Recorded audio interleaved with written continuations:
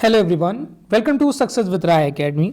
7 दिसंबर 2023 के दैनिक जागरण के राष्ट्रीय संस्करण को आज के इस वीडियो में हम डिस्कस करेंगे। तो चलिए वीडियो को स्टार्ट करते हैं। और सबसे पहली न्यूज़ हम यहाँ ले रहे हैं कि नेहरू की गलती का खामियाजा वर्षों तक कश्मीर व देश को भुगतना पड़ा। अमित शाह और उन्होंने, ये केंद्रीय गृह मंत्री हैं अमित शाह, और इन्होंने कश्मीर में 45,000 मौतों के लिए अनुच्छेद 370 को जिम्मेदार जो ठहराया है, उसको विपक्ष ने ये आरोप लगाया था, उसका जवाब दिया है। लोकसभा में जम्मू कश्मीर पर कांग्रेस समेत विपक्षी दलों के हमलों का करारा जवाब देते हुए गृह मंत्री अमित शाह ने साफ किया है कि कश्मीर में 45,000 लोगों की मौत का जिम्मेदार अनुच्छेद 370 ही था, जो नेहरू के समय में लगाया गया था, जिसे प्रधानमंत्री नरेंद्र मोदी ने उखाड़ फेंका है। उन्होंने कहा कि पूर्व प्रधानमंत्री जवाहरलाल नेहरू की गलती का खामियाजा वर्षों तक कश्मीर सहित पूरे देश को भुगतना पड़ा था। शाह ने कश्मीर को जम्मू कश्मीर के विलय के दौरान नेहरू समेत सभी नेताओं की भूमिका पर सदन के भीतर चर्चा को चुनौती दी, जिसे सदन में कांग्रेस के नेता अधीर रंजन चौधरी ने स्वीकार भी कर लिया। लोकसभा ने सत्ता पक्ष और विपक्ष के बीच तीखी नोकझोंक के बाद जम्मू कश्मीर से जुड़े ओबीसी आरक्षण और विधानसभा में विस्थापितों से 3 सदस्यों को नामित करने से जुड़े विधेयक हैं को सर्वसम्मति से पारित कर दिया। शाह ने इसका जवाब भी दिया कि जब हमारी सेना जीत रही थी तब नेहरू ने अचानक युद्ध विराम घोषित कर दिया। इस कारण पाकिस्तान अधिकृत कश्मीर का जन्म हुआ। यदि युद्ध विराम 3 दिन बाद होता तो पाकिस्तान अधिकृत कश्मीर भारत का हिस्सा होता। उन्होंने दूसरी बड़ी गलती कश्मीर मामले में संयुक्त राष्ट्र से जो जाकर मिल गए थे, जानकारी ली थी, उसको ठहराया। शाह ने कहा कि नेहरू ने खुद शेख अब्दुल्ला को लिखे पत्र में इस गलती को स्वीकार किया था। शाह ने नेहरू की इन गलतियों को ब्लंडर बताया और उन्होंने इसकी वजह से 46,631 परिवारों को अपने ही देश में विस्थापित होना पड़ा था, उसका भी आरोप लगाया। नेक्स्ट न्यूज़ है कि घर बैठे नौकरी के नाम पर ठगने वाली 100 वेबसाइटें बंद। देखिए, कभी भी आप फेसबुक ओपन करते होंगे या फिर इंस्टाग्राम ओपन करते होंगे तो वर्क फ्रॉम होम, घर बैठे आप 2 घंटे दीजिए 7,000 कमाइए, 2 घंटे दीजिए 5,000 कमाइए, तो इस तरीके के कई आप विज्ञापन देखते होंगे, ऐड देखते होंगे। उसी पर नकेल कसी गई है सेंट्रल गवर्नमेंट द्वारा और लगभग 100 वेबसाइटों को बंद किया गया है। तो अगर आप भी किसी ऐसी वेबसाइट के झांसे में आए हैं तो आप कमेंट के माध्यम से ज़रूर बताइएगा। देखिए, घर बैठे नौकरी और घर बैठे कमाई का झांसा देकर लोगों को ठगने वाली 100 वेबसाइटों को बंद कर दिया गया है। गृह मंत्रालय के तहत आने वाले Indian cyber crime coordination centre ने इन वेबसाइटों की पहचान कर पिछले सप्ताह इनके खिलाफ कार्रवाई की सिफारिश की थी। इसके बाद इलेक्ट्रॉनिक्स और सूचना प्रौद्योगिकी मंत्रालय ने इन्हें बंद कर दिया। गृह मंत्रालय के अनुसार ये वेबसाइटें विदेशी धरती से चलाई जा रही थीं। इन्हें भारतीयों के साथ धोखाधड़ी के लिए विशेष रूप से डिजाइन किया गया था। इनके विज्ञापन डिजिटल प्लेटफॉर्म पर विभिन्न भारतीय भाषाओं में दिए जा रहे थे। गृह मंत्रालय की ओर से कहा गया कि पार्ट टाइम नौकरी का झांसा देने वाले विज्ञापनों का उद्देश्य सेवानिवृत्त कर्मचारियों, महिलाओं और युवाओं को जाल में फंसाना था। विज्ञापन पर क्लिक करने के बाद व्हाट्सएप या टेलीग्राम पर कोई व्यक्ति संपर्क करता और नौकरी की तलाश करने वाले लोगों को वीडियो लाइक और चैनल सब्सक्राइब करने का मैसेज और रेटिंग जैसे आसान काम देता था। शुरू में कुछ कमीशन भी दिया जाता था। भरोसा जीतने के बाद व्यक्ति को अधिक कमाई का लालच देकर निवेश के लिए उत्साहित किया जाता था। बड़ी रकम निवेश होने के बाद उसे जब्त कर लिया जाता था और काम देना बंद कर दिया जाता था। इस तरह से देश में लाखों बेरोजगार युवा, महिला और सेवानिवृत्त कर्मचारी अपराधियों के शिकार हो रहे थे। नेक्स्ट न्यूज़ है, देश को बचाने के लिए सरकार को मिले छूट। सुप्रीम कोर्ट, देखिए, सुप्रीम कोर्ट ने कहा कि पूर्वोत्तर के कई राज्य उग्रवाद व हिंसा से प्रभावित हैं और देश को बचाने के लिए सरकार को आवश्यक बदलाव की स्वतंत्रता और छूट दी जानी चाहिए। असम में लागू जो नागरिकता अधिनियम की धारा 6A का जिक्र करते हुए प्रधान न्यायाधीश DY चंद्रचूड़ की अध्यक्षता वाली 5 सदस्यीय संविधान पीठ ने कहा कि देश के समग्र कल्याण के लिए सरकार को कुछ समझौते करने होते हैं। उन्होंने कहा कि हमें सरकार को कुछ छूट भी देनी होगी। आज भी पूर्वोत्तर के कुछ हिस्से हैं, हम उनका नाम नहीं ले सकते हैं, लेकिन ऐसे राज्य हैं जो उग्रवाद को उतनी छूट देनी उग्रवाद और हिंसा से प्रभावित हैं। इसमें आगे बताया कि जब याचिकाकर्ताओं की ओर से पेश वरिष्ठ अधिवक्ता श्याम दीवान ने कहा कि धारा 6A एक समान रूप से लागू होती है और घुसपैठियों को फायदा पहुंचाती है, तो नागरिकता कानून का उल्लंघन कर असम में आ रहे हैं। संविधान पीठ असम में घुसपैठियों से संबंधित नागरिकता कानून की धारा 6A की संवैधानिक वैधता को चुनौती देने वाली 17 याचिकाओं पर सुनवाई कर रही हैं। नागरिकता कानून में धारा 6A को असम समझौते के तहत आने वाले लोगों की नागरिकता से निपटने के लिए विशेष प्रावधान के रूप में जोड़ा गया था। इसके मुताबिक बांग्लादेश समेत निर्दिष्ट क्षेत्रों से 1 जनवरी 1966 के बाद और 25 मार्च 1971 से पहले असम आए और तब से वहीं रह रहे लोगों को धारा 18 के तहत भारतीय नागरिकता हासिल करने के लिए अपना पंजीकरण करवाना होगा। विधानसभा चुनाव जीते 10 सांसदों व मंत्रियों का संसद से इस्तीफा। राजस्थान, मध्य प्रदेश व छत्तीसगढ़ के विधानसभा चुनाव जीतने वाले 10 सांसदों व मंत्रियों ने संसद से इस्तीफा दे दिया है। सांसदों के इस्तीफे से इन तीनों राज्यों के मुख्यमंत्रियों की दौड़ रोचक हो गई है और इनमें से किसी के मुख्यमंत्री बनने की संभावना बढ़ गई है। भाजपा ने तीनों राज्यों के मुख्यमंत्रियों के चयन को लेकर अभी तक अपने पत्ते नहीं खोले हैं। 3 राज्यों में भाजपा ने अप्रत्याशित कदम उठाते हुए 3 केंद्रीय मंत्रियों समेत 12 सांसदों को विधानसभा चुनाव के मैदान में उतारा था। इनमें से गणेश सिंह व फग्गन सिंह कुलस्ते को छोड़कर 10 सांसद विधानसभा चुनाव में विजयी रहे। इस्तीफा देने वाले सांसदों में मध्य प्रदेश से राकेश सिंह, प्रहलाद पटेल, रीति पाठक, उदय प्रताप सिंह, राजस्थान में किरोड़ीमल मीणा, दिया कुमारी, राज्यवर्धन राठौर और छत्तीसगढ़ से गोमती साई और अरुण साव हैं। इनमें किरोड़ीमल मीणा राज्यसभा के सदस्य हैं। इस्तीफे के बाद भाजपा प्रमुख JP नड्डा इन सांसदों को प्रधानमंत्री नरेंद्र मोदी से मिलवाने ले गए। छत्तीसगढ़ में भाजपा के किसी नए चेहरे को मुख्यमंत्री के रूप में पेश करने की बात चल रही है। वहीं मध्य प्रदेश में शिवराज सिंह चौहान और राजस्थान में वसुंधरा राजे सिंधिया दौड़ में बताई जा रही हैं। चलिए नेक्स्ट न्यूज पर आते हैं। खूंखार कुत्तों को रखने पर प्रतिबंध लगाए केंद्र। हाईकोर्ट। दिल्ली हाईकोर्ट ने बुधवार को खतरनाक कुत्तों की नस्लों को रखने के लाइसेंस पर प्रतिबंध लगाने और रद्द करने के मुद्दे पर केंद्र सरकार को 3 माह के अंदर निर्णय लेने के लिए कहा है। याचिकाकर्ता लॉ फॉर्म की ओर से दायर याचिका में कहा गया है कि pitbull terriers, American bulldog, Rottweiler, जापानी टोन्स ऐसी कई प्रजातियां हैं जिनको प्रतिबंधित करना है और उनके पालन पोषण के लाइसेंस को रद्द करना समय की मांग है। केंद्र व राज्य सरकार का कर्तव्य है कि जनहित में काम करें और ऐसे खतरनाक नस्लों के कुत्तों के काटने की किसी भी बड़ी घटना को जोखिम से नागरिकों के जीवन को बचाने के लिए पूर्वव्यापी कार्रवाई करें। कार्यवाहक मुख्य न्यायाधीश मनमोहन व न्यायमूर्ति मिनी पुष्पकर्णा की पीठ ने कुत्तों की स्थानीय नस्ल को बढ़ावा देने की आवश्यकता पर भी जोर दिया है। कहा है कि भारतीय नस्लों पर ध्यान देने की जरूरत है। आज हम लोकल के प्रति जागरूक हो रहे हैं। और सुनवाई के दौरान केंद्र ने कहा कि अभ्यावेदन पहले ही संबंधित विभाग को भेजा जा चुका है। नेक्स्ट न्यूज पर आते हैं।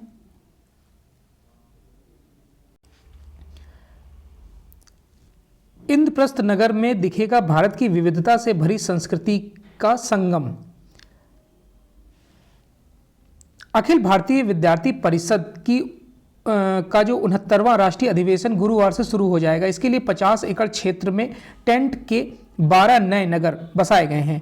इन नगरों में भारतीय संस्कृति की विविधता को एक सूत्र में पिरोने का प्रयास किया गया है। यही नहीं, भारत के संविधान संग्राम, स्वतंत्रता और स्वाधीनता संग्राम के गौरव और राष्ट्रीय नायकों को छात्रों के सामने लाया गया है। बुराड़ी स्थित DDA मैदान में बनाई गई टेंट सिटी को इंद्रप्रस्थ नगर नाम दिया गया है। इनमें संत ज्ञानेश्वर, अहिल्याबाई होलकर, लचित बरफुकन, भगवान बिरसा मुंडा, गुरु तेग बहादुर, सुब्रमण्यम भारती, महाराणा प्रताप, गुरु नानक देव ऐसे नाम पर 12 नगर बसाए गए हैं। रानी दुर्गावती लक्ष्मीबाई नगर में छात्राओं के रहने की व्यवस्था की गई है। शेष में छात्रों को ठहराया गया है। परिसर के मुख्य द्वार को पांडव द्वार नाम दिया गया है। इंद्रप्रस्थ नगर के द्वार के रूप में ही इसे बनाया जा रहा है। जहां मुख्य आयोजन होना है उसे राष्ट्रीय स्वयंसेवक संघ के प्रचारक रहे मदन दास के नाम पर मदन दास सभागार का नाम दिया गया है। इसके मुख्य द्वार को पांडवों के किले का रूप दिया गया है। इंद्रप्रस्थ नगर में भारतीय संस्कृति से जुड़े पोस्टर हर जगह लगाए गए हैं। इन पोस्टरों में दिल्ली के पुरातन इतिहास को समेटने की कोशिश की गई है। इसके अलावा दक्षिण भारत की नाट्य शैलियों के पोस्टर भी खास तौर से रखे गए हैं। नेक्स्ट न्यूज है कि द्रमुक सांसद ने गौमूत्र राज्य वाली टिप्पणी के लिए लोकसभा में माफी मांगी। द्रमुक सांसद DNV सेंथिल कुमार ने अपनी विवादित गौमूत्र राज्य टिप्पणी के लिए बुधवार को लोकसभा में माफी मांग ली है। हिंदी पट्टी के राज्य में जीत के लिए भाजपा पर निशाना साधते हुए उन्होंने टिप्पणी की थी। सदन में हंगामे के बाद स्पीकर ओम बिरला ने उनकी टिप्पणी को मंगलवार को रिकॉर्ड से हटा दिया था। बुधवार को भी सत्तारूढ़ भाजपा के सदस्यों ने इस मुद्दे पर हंगामा किया और प्रश्नकाल के दौरान सदन की कार्रवाई को संक्षिप्त काल के लिए स्थगित करना पड़ा था। दोपहर 12 बजे जब शून्यकाल के लिए सदन की कार्रवाई फिर से शुरू हुई तो केंद्रीय मंत्री अर्जुन राम मेघवाल ने यह मुद्दा उठाया और सवाल किया कि क्या द्रमुक नेता TR बालू और कांग्रेस नेता राहुल गांधी सेंथिल की टिप्पणियों से सहमत हैं। माफी की मांग करते हुए उन्होंने कहा कि मतदाताओं ने भाजपा को तीनों राज्यों में विजयी बनाया है और उनका यही कहना है यह भारत को उत्तर और दक्षिण में बांटने की सोच है। नेक्स्ट न्यूज है भारत और इंडिया में अंतर नहीं करती NCERT। राष्ट्रीय शैक्षणिक अनुसंधान और प्रशिक्षण परिषद भारत और इंडिया के बीच अंतर नहीं करता है और संविधान में निहित भावना को स्वीकार करते हुए दोनों को मान्यता देती है। यह जानकारी केंद्रीय शिक्षा राज्य मंत्री अन्नपूर्णा देवी ने बुधवार को राज्यसभा में दी है। वह माकपा सदस्य इलामारम करीम द्वारा स्कूल की पाठ्यपुस्तकों में भारत देश के नाम इंडिया को भारत से बदलने की NCERT की समिति की सिफारिश के संबंध में पूछे गए सवाल के जवाब दे रही थी। मंत्री ने कहा कि भारत के संविधान का अनुच्छेद 1 कहता है कि इंडिया यानी भारत राज्यों का संघ होगा। भारत का संविधान देश के नाम के रूप में इंडिया और भारत दोनों को मान्यता देता है और इनका उपयोग परस्पर किया जा सकता है। NCERT संविधान में निहित भावना को स्वीकार करती है और दोनों के बीच अंतर नहीं करती है। देश सामूहिक रूप से औपनिवेशिक मानसिकता से दूर जा रहा है। नेक्स्ट न्यूज है डिजिटल इंडिया अधिनियम आम चुनाव से पहले लागू होने की संभावना नहीं। इलेक्ट्रॉनिक्स एवं सूचना प्रौद्योगिकी राज्य मंत्री राजीव चंद्रशेखर ने बुधवार को कहा कि सरकार अगले आम चुनाव से पहले डिजिटल इंडिया अधिनियम लागू नहीं कर पाएगी। इसके लिए व्यापक स्तर पर विचार विमर्श करने के लिए अब ज्यादा समय नहीं बचा है। इस अधिनियम को लागू करने का मकसद 23 साल पुराने IT अधिनियम 2000 को बदलना है। ग्लोबल टेक्नोलॉजी सम्मेलन 2023 में मंत्री ने कहा कि डिजिटल व्यक्तिगत डेटा संरक्षण अधिनियम की नियमावली को इस महीने के अंत में विचार विमर्श के लिए पेश किया जाएगा। दिसंबर अंत या जनवरी की शुरुआत तक इनके अधिसूचित होने की उम्मीद है। चंद्रशेखर ने कहा कि मौजूदा IT अधिनियम में इंटरनेट शब्द नहीं है। इस बात पर आम सहमति है कि पुराने अधिनियम को सुरक्षित रूप से हटाया और बदला जा सकता है।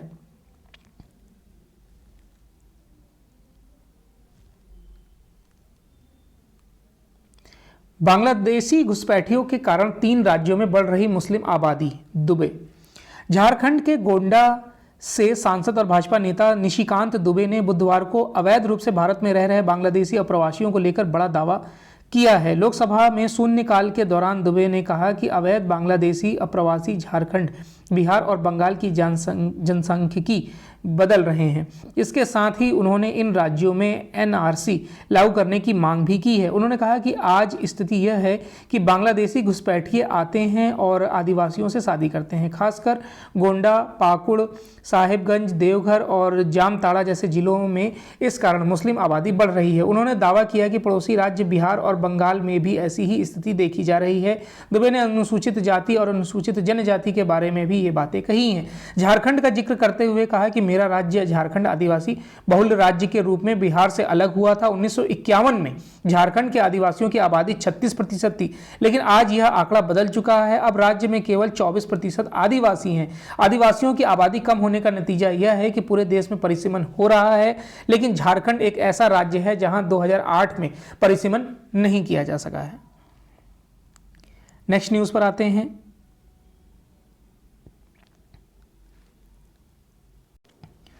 नेक्स्ट न्यूज है बिजनेस पेज से कि रेपो रेट में किसी तरह के बदलाव की संभावना नहीं है। खुदरा महंगाई दर के नियंत्रण में रहने और जीडीपी विकास दर की बढ़ती गति को देखते हुए आरबीआई की मौद्रिक नीति समिति की बैठक में रेपो रेट में कोई बदलाव नहीं होने का अनुमान लगाया जा रहा है। यानी कि फिलहाल लोन की किस्त में अगर राहत नहीं मिलती तो यह बढ़ने भी नहीं जा पा रही है। बुधवार को आरबीआई की एमपीसी की बैठक शुरू हो गई और आगामी 8 दिसंबर को आरबीआई के गवर्नर शक्तिकांत दास एमपीसी की बैठक के लिए गए फैसलों का ऐलान करेंगे। आमतौर पर रेपो रेट में बढ़ोतरी से बैंक लोन की ब्याज दर बढ़ा देते हैं और रेपो रेट कम होने पर बैंक ब्याज दर कम कर देते हैं। रेपो रेट वह दर है जिस पर आरबीआई बैंकों को लोन देता है। इस साल फरवरी के बाद से रेपो रेट में कोई बदलाव नहीं किया गया है। फिलहाल रेपो रेट 6.5% है। पिछले साल महंगाई दर में हो रही लगातार बढ़ोतरी को देखते हुए वर्ष 2022 के मई से लेकर इस साल फरवरी तक आरबीआई की एमपीसी ने रेपो रेट में 2.5% की बढ़ोतरी की है। चलिए, बिजनेस पेज पर एक ही न्यूज़ थी, उसके बाद आते हैं इंटरनेशनल पेज पर।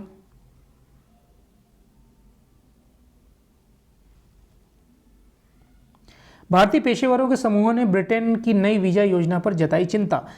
भारतीय पेशेवरों और स्वास्थ्य कर्मियों का प्रतिनिधित्व करने वाले समूहों ने ब्रिटेन सरकार की नई वीजा योजना के संबंध में स्पष्टता के अभाव को लेकर मंगलवार को चिंता जताई है। ब्रिटेन के गृह मंत्री जेम्स क्लेवरली ने सोमवार को संसद में 5 सूत्री योजनाएं पेश की थीं, जिसके तहत विदेशी देखभाल कर्मियों पर अपने परिवारों को ब्रिटेन लाने पर प्रतिबंध लगाया जाएगा और कुशल श्रमिकों के लिए वेतन सीमा बढ़ाकर 38,700 ब्रिटिश पाउंड निर्धारित की जाएगी।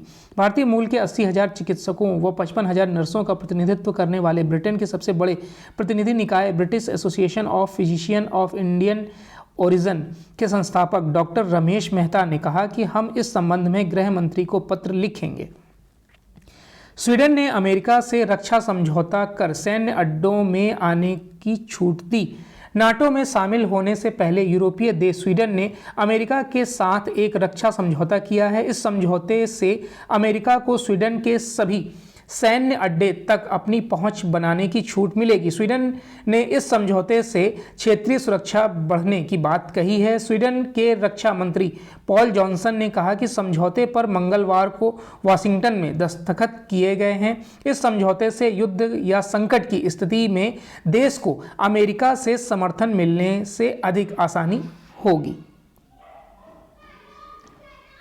अमृता शेरगिल की हवेली को संग्रहालय बनाया जाएगा। पाकिस्तान के लाहौर शहर में मशहूर भारतीय चित्रकार अमृता शेरगिल की गंगाराम हवेली को संग्रहालय बनाया जाएगा। पाकिस्तान में हंगरी के राजदूत बेजा फजेकॉश ने कहा कि हंगरी दूतावास Punjab university college of art and design के सहयोग से उनके आवास को संग्रहालय में बदलने जा रहा है। अमृता की 82वीं पुण्यतिथि के अवसर पर हंगरी दूतावास ने लाहौर स्थित उनके आवास पर स्मारक स्थापित करने के लिए बुधवार को समारोह आयोजित किया था। अमृता को श्रद्धांजलि देने के लिए उनकी एक चित्र प्रदर्शनी भी लगाई गई थी। चलिए, तो ये आज का यानी 7 दिसंबर 2023 का दैनिक जागरण का राष्ट्रीय संस्करण था। आई होप आपको ये वीडियो अच्छा लगा होगा। अगर वीडियो अच्छा लगा हो तो लाइक और शेयर कर दीजिएगा। वीडियो देखने के लिए धन्यवाद।